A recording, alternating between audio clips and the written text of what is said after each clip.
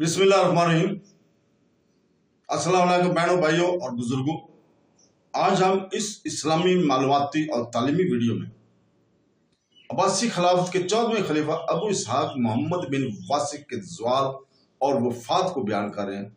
इन वाक़यात के बारे में जानने के लिए जिनकी वजह से इनकी वफात हुई और इसके असरात खिलाफत के तारीख पर पड़े, हमारे साथ रहें आखिर तक ताकि आप मुस्तफ़ीद हो सकें और अपने दोस्तों को भी इसको शेयर करें अगर आपको अच्छी लगे, ताकि वो भी इन हालात को जांचने में मुस्तफ़ीद हो सके। जब मूसा ख्वारिज के खिलाफ मुहिम चलाने के लिए रवाना हुआ तो अल मुतदी ने लोगों को अपने और अपने भाई मोहम्मद के खिलाफ उकसाने का मौका लिया।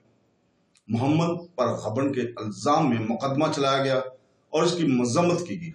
अगरचे अल मुतदी ने मुआफ़ी का वादा किया था, मोहम्मद को फांसी दे दी गई।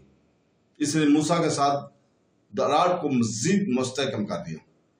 मोखर अल ज़िक्र ने अपने फौज के साथ दार हुकूमत पर चढ़ाई की और खलीफा के वफादार फौजियों को शिकस्त दी।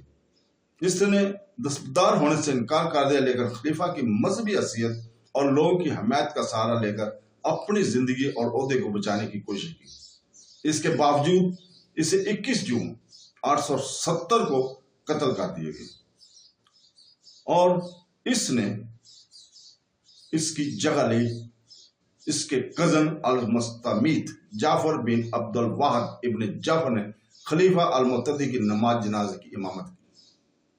तो दोस्तों, आज का इसका हवाला यहाँ तक किया, तो कल हम इंशाअल्लाह ताला इसी वक्त खिलाफत अब्बासिया के 15वें खलीफा अबुल अब्बास अहमद इब्न जाफर अल मुतमद की स्वान हयात बयान की जाएगी।